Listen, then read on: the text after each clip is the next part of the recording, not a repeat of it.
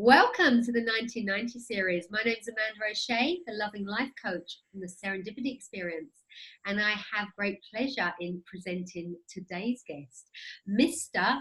Patrick Wu, the Yay! Wooist, the super charmer, the social confidence coach. The list goes on from Los Angeles. Wow, what a great introduction. How are you doing? What a great guy. Man, what are you trying to do to me? Are you trying to make me blush right now? This is the beginning of an episode. I've just been charming. I've just been Ah, charming. Yeah. oh yeah. Maybe I've got it wrong. Maybe I'm trying too hard. No, I think you're doing a fantastic job. The best job. How are you doing? How are you? I'm doing good, yeah. And thank you so much for inviting me to the show. I'm really excited to talk about this topic today. Yeah. So the name of the topic is Charming Your Way Through Life. Charming your way through life. Is that the way What a great way to live your life by. is I first saw you on a video where you were being interviewed, if you like, or in a conversation with a good friend of ours, and I just loved your energy, and it was just, I'm so happy that you're here and part of this, because somebody had cancelled and I was like, oh, I want him on. I want Mr. Wu. Yes. That's what I do. I wait for people to cancel so I can jump on. Now that makes you feel good, doesn't it? You weren't really on the original list, but I had a cancellation. Yeah. I just charmed my way through to this show. But you kind of did. By just being you, never knowing who is going to watch. So that's the great thing about doing this kind of stuff. You don't know when or who is going to, who is going to watch this or when they're going to watch it once it's out there on YouTube. Yeah, that I actually just thought about that right now. I'm like, wow, yeah, you never know who is kind of listening or watching or how you're going to impact someone. Yeah, and so that's kind of magical, and I love the way that happens, and I love the way when that happens to me now. I don't have that sort of, oh, I can't call him, I don't even really know him. It's like that was the energy came with, oh no, I want him to be, Yeah, part of this, and here we are. and here we are. Yes, and we're charming through this episode today, and I think what you just kind of set up for me to kind of talk about a little bit is exactly what you're talking about, where when someone is really just themselves and they bring that energy that is, you could say, like this energy that is, you can call it this universal mind, this bigger energy, this in the moment energy. It naturally attracts the people that are also in it as well. And I think a lot of people can kind of feel that. So yeah, so it's like a tuning fork, isn't it? Yeah. That is, and it is wonderful when we actually ourselves actually are living in what we're sharing. So we tell people about they've got this capacity for potential and everything, and yet we still get caught up in our own limited thinking when it crops up. So it's nice for us to see that we move through that. We keep moving through that. We keep seeing it differently. Patrick, yeah. you and I think, came across this understanding around the same time. For me, I was introduced to this by Jack Pransky, really, doing a talk when he was over in Spain in 2012. But it wasn't really until about 2013 that I kind of got my head around what was being pointed to, because I kind of missed it for the first year. Yeah, me as well. And I think that what I was looking for back then, maybe similar to you, but I don't know, but I was essentially looking for a nice feeling. I mean, when I look back at it, I was really looking for a nice feeling. So I thought that in order to get what I wanted out of life, I needed to, make my circumstances better, or make or be a better charmer in order to get what I wanted. And I realized by or becoming a better personality and having more of me. And what I realized for at least for myself was that when I stopped kind of trying to control everything so much, a lot of life just started presenting itself to me.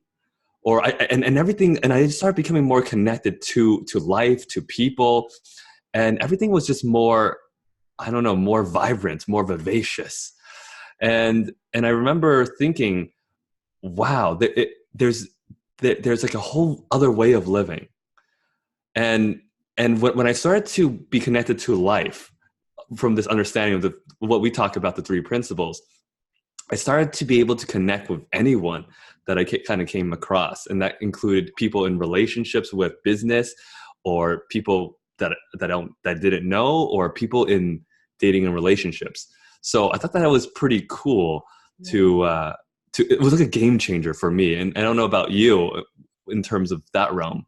Oh, for me, it was really, I had one of those sort of transformations inside that, yeah, that it was really that before and after. And not that you might have noticed that on the outside. Like, I was Mhm. happy before, and I didn't have a big story really, but my mind was super busy before, and and it was just, yeah, like somebody had turned the lights on really, when I got to see how complicated I was making my life more than it needed Ye- to be.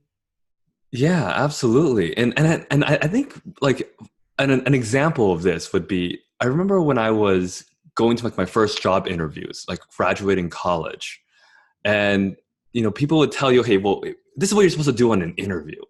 You gotta prepare like 100 different questions, what they might ask you. You have to dress a specific way. You have to handshake with a nice amount of force with your hand. And I remember just trying to do the things to do it their way, or how I was supposed to do it, and become this polished version of myself.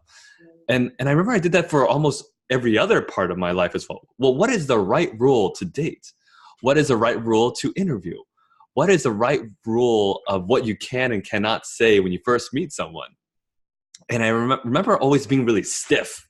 So it was like, if someone asked me, for instance, oh, what's your biggest weakness? Well, my biggest weakness is that I work too hard.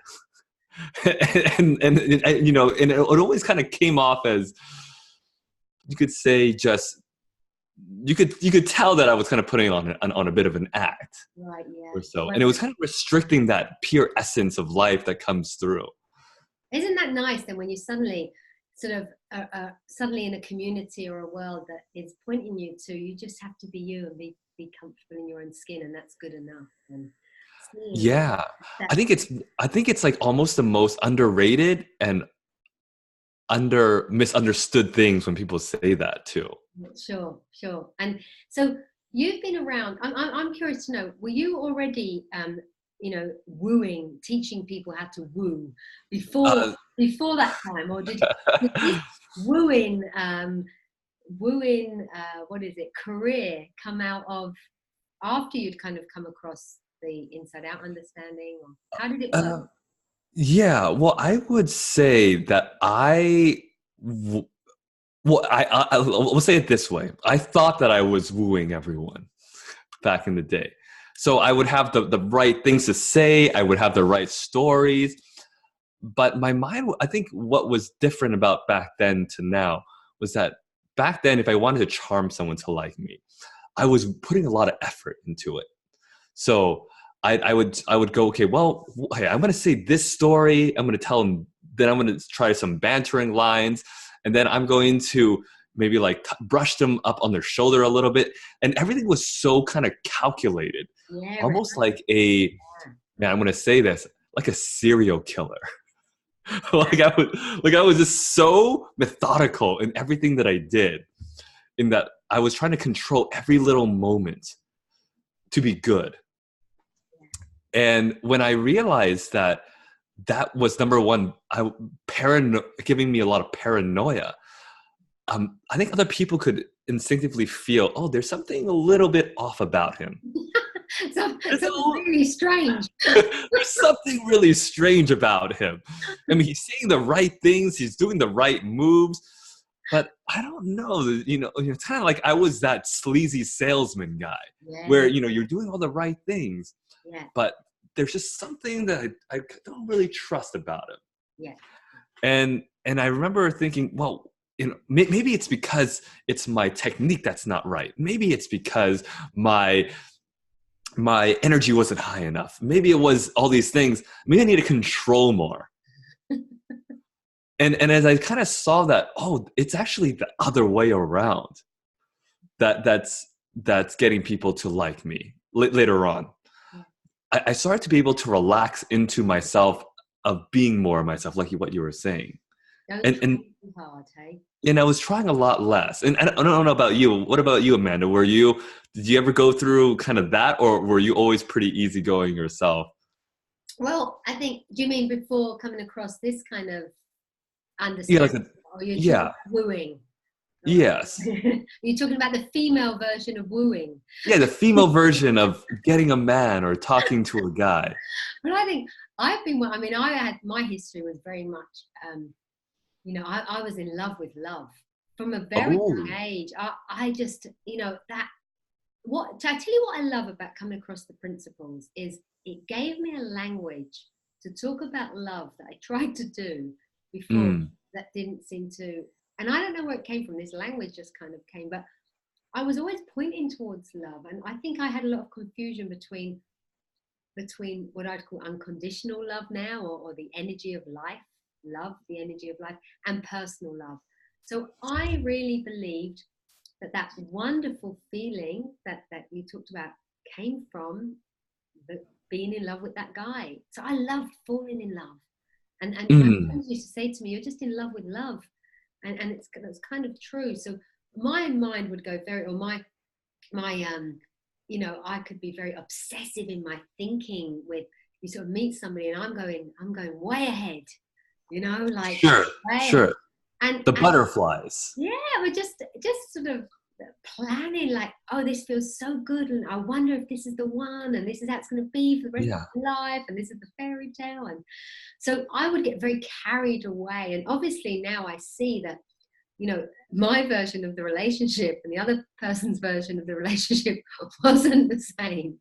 Sure. But so I had I called myself the queen of, the queen of heartbreak and queen of loneliness, because I'd be all in. I'd be wearing my heart on my sleeve, all in, have this amazing time. And then it like, it was too much for them. It was too intense.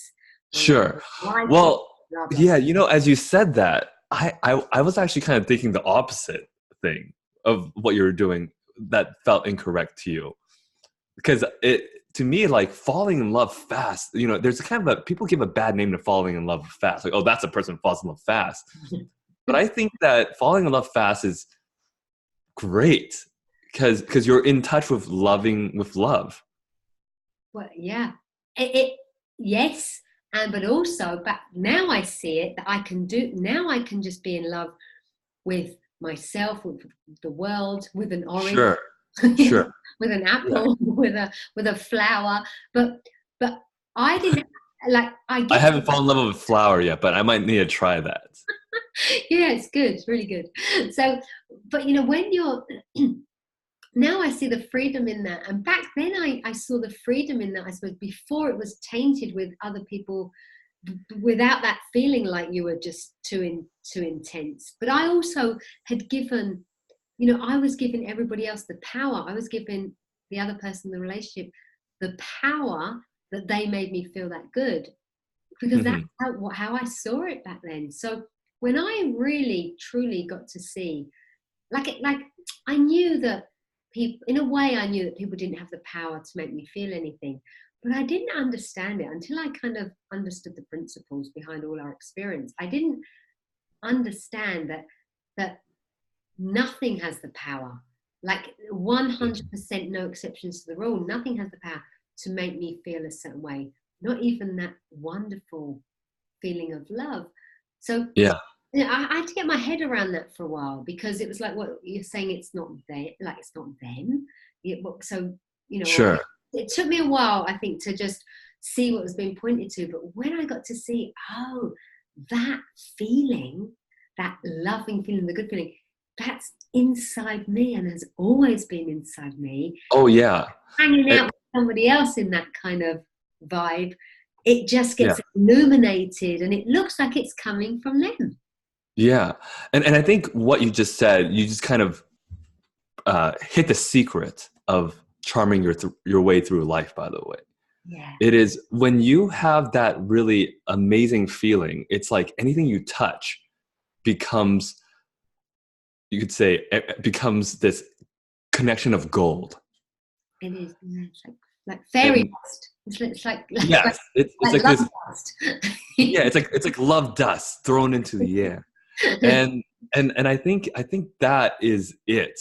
If you want to charm your way through life, if you can find that wonderful, beautiful feeling inside of you, this loving feeling, Yeah, then people are going to give you opportunities because, man, I guess I don't know what it is about this person, but I like that person. There's something about, and maybe you don't even know what it is, but I think when it comes down to it, it's that beautiful feeling that you're transferring to everyone that you're touching, even the flower that you're touching. even the flower, even the lovely flower. Isn't Yeah, and isn't that lovely? You know, it. yeah, and I don't know. I personally, if I had to be honest, I think most of my opportunity, a lot of my opportunities have been because people people have liked me a lot. And even though I might not be the most skillfully in a job, or maybe I'm not the best at most qualified for something, or the prettiest person to date, they always remember the feeling of, wow, that feels really, really nice. And I think that's kind of rare when you have that beautiful feeling inside of you. And the thing is that I think that the thing is that everyone has that also in themselves when they see it. And when you start to find that beautiful feeling, instead of that feeling of feeling like a serial killer. Take that one off your CV. Yeah. Yeah, I think opportunities, love, and a lot of other things start to come your way, and you can kind of charm your way through life.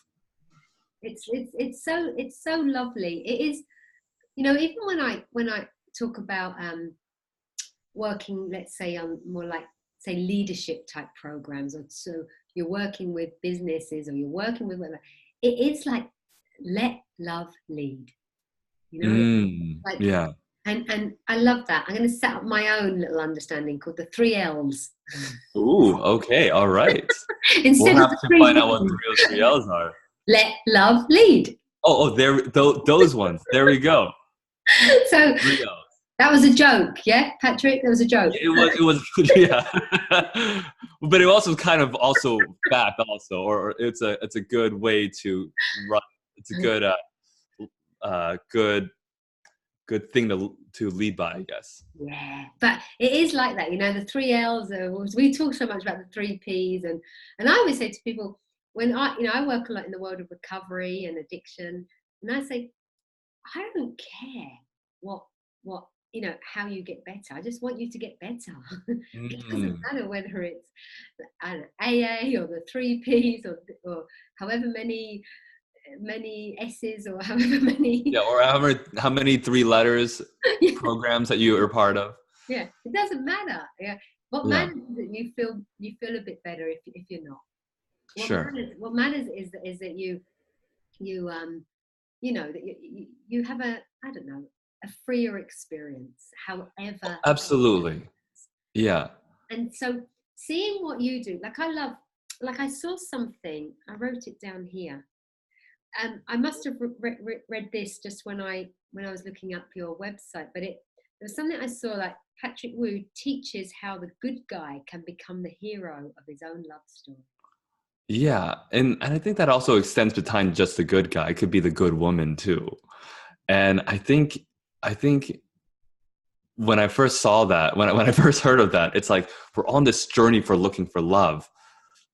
And I think if we really want to look for someone that will really get along with us, dating wise or so, when we have that journey of love, when we go through that journey of finding that love within ourselves first, then again, it's like it can transfer to everything and anyone that we touch. And that's magic. And that is magic right there. That it is. and it is the magic of life. So charming your way through life, it's the magic of life, it's the sparkly bits that we can't define sometimes, but we all feel it, right? Oh yeah, absolutely. And I think most recently I went on this like speed dating event, and I think a lot of times speed dating to me is like the best indicator of how present someone is, you could say.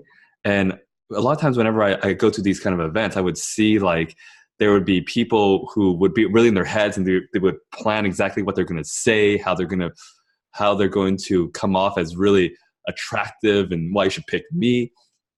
And a lot of times when I go to these things, or even when I went to the last time I went, I noticed like who was kind of in there, who was also in a beautiful feeling as well. It's like that tuning fork that you were talking about. And when you can find it in someone, you're so much more likely to want to spend more time with that person, because you're like, you're in that beautiful feeling too. Mm. and and you just want to spend more time with those people. And it is like that when we're in that feeling, we know that because we know that feeling, or I feel so grateful that I understand how that all works. Yes, Right? yes. Yeah, because somebody doesn't have to have studied the three principles or done all the coaching work that we've all done, or that we're doing. You don't have to have done that to be in the good feeling. The good feeling is there, right? Yeah.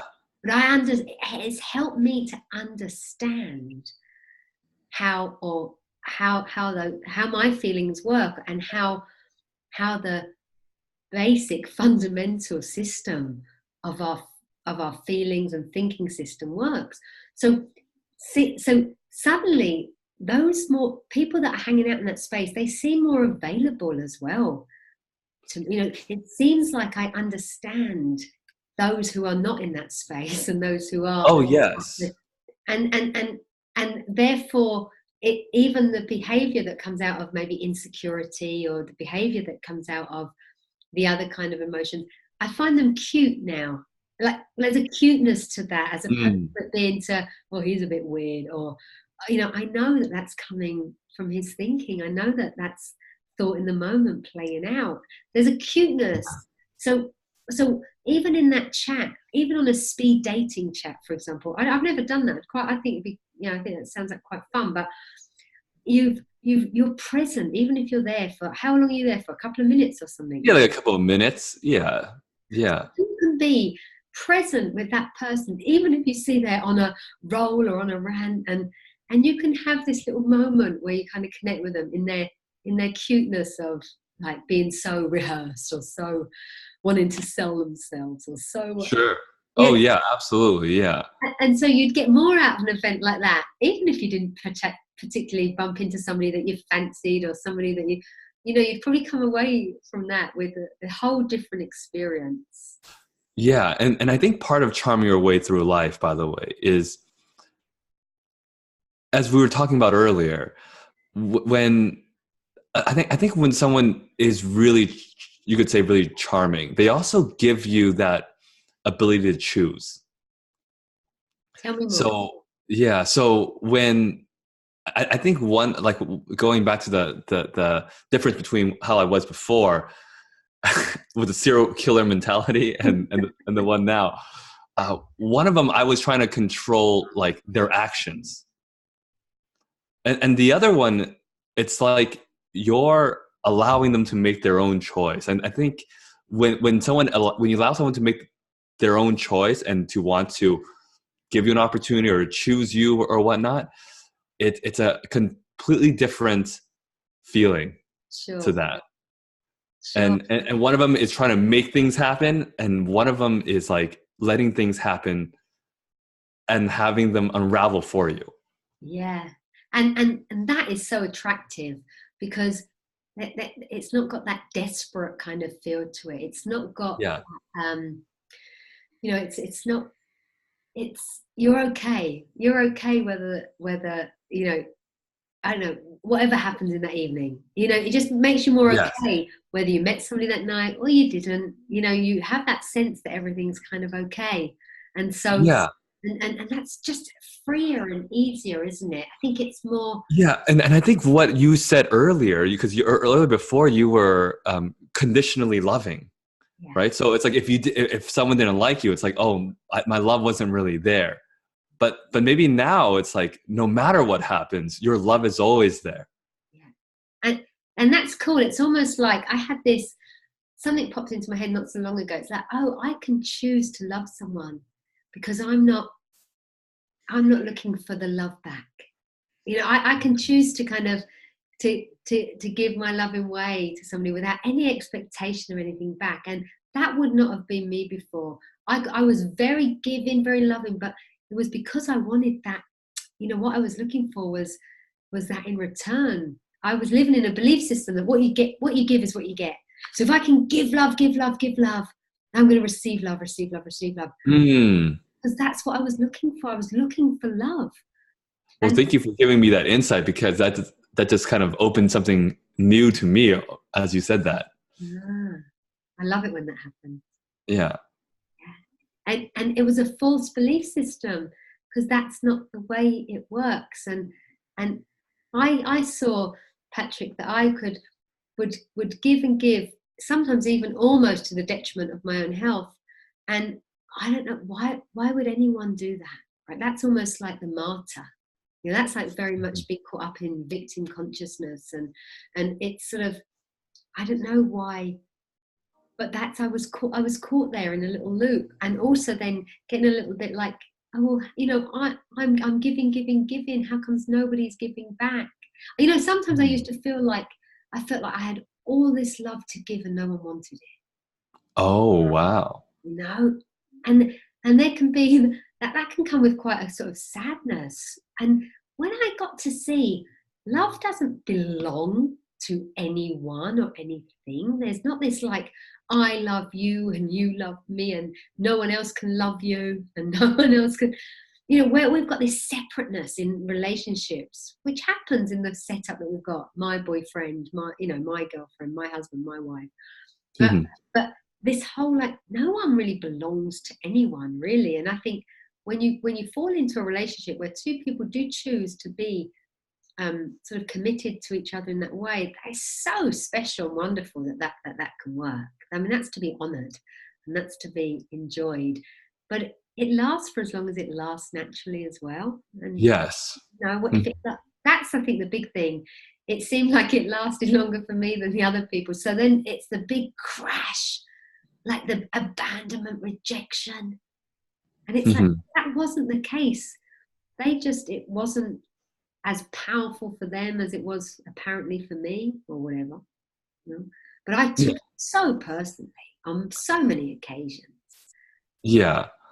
But I think it's beautiful that you could see just like how even with all that rejection, in the end, you're okay. Yeah, more than okay. You're more than okay. You're fine. I've got a lot of dinner party stories. It's like there's a there's enough to fill a book. And so I really relate to people. I really relate to people who are in the dating game, and I really relate to people who are in the heartbreak game. Yeah. And I see the gifts in all of those things. But I'm really, really appreciative for coming across the understanding that you and I share, because it has made that easier for me to still be, if you like, in the dating game, or to still be in any game, because I don't feel like I'm just putting myself up for rejection. Mm. And that's a big fear, I think, why people close the doors, or it's just easier to be by yourself. It's just easier Sure. because it hurts so much. And love doesn't hurt. Rejection hurts, someone dying hurts, so that those things hurt. But love, love's healing, and love's wonderful. And I just, yeah, I love love. It's true, I do love love. My friends were right, I'm in love with love. Yeah, I can see that. I'm in love with love. So we're talking about very similar things, you and I, in many different ways, whether we're talking about loving life or the charm, I call myself the loving life coach, which is, loving life coach. I just want people to fall back in love with life, fall back in love with themselves. And, you've got this, I love it. I love your, the wooist or the super charmer or the, it's like, I love what you've created for yourself. I think it's really fun. And I think it's really, it's a great way to be doing what you're doing. But yeah, and I'll also end it on this as well, because I liked how you set me up for this one. And I think that when you're having fun, like you were saying, that's kind of when you're on your path of living the super charmer life. when it's light, when it's easy, when it seems, oh yeah, this is very loving. It's kind of an indicator where you're probably doing it pretty right at some kind of level. And if it becomes like tough and chaotic and crazy and it feels difficult and you feel like a serial killer, then you might want to look a different direction. You might want to just hang at home for a little bit. You might just want to come on one of my courses. So isn't it nice that this is such a wonderful community, that it's grown so much in the last 5 years. It's just exploding when more and more people are coming to see that all that's ever happening is, thought in the moment, is kind of running the show, and that's all we're ever really feeling. We're never directly feeling anyone, anything, any situation, any circumstance, any event. We're just feeling our own thinking about those. That we can have more freer, loving experiences of ourselves as well as of the world. Amen. Amen. Thank you so much. Thank you, Mr. Woo. Yeah, it was a pleasure. Thank you so much for having me on this 90 in 90. So that is 90 in 90. Yeah. So that is 90 little conversations with 90 fabulous people over 90 days. Yeah. Wonderful. Yeah. So thank you. And I hope that whoever's listening and watching this, wherever you are, whenever that is, that you got something from this, and watch this space, because Mr. Woo and the Loving Life Coach have got plans for 2020. So we'll tell you more about some projects that are happening in 2020 very, very, very, very soon. So yeah, thank you everybody. Thank you. Yeah. See you. Sunny Spain to sunny LA. Lots of love. Yeah, much love, guys. Thank you all.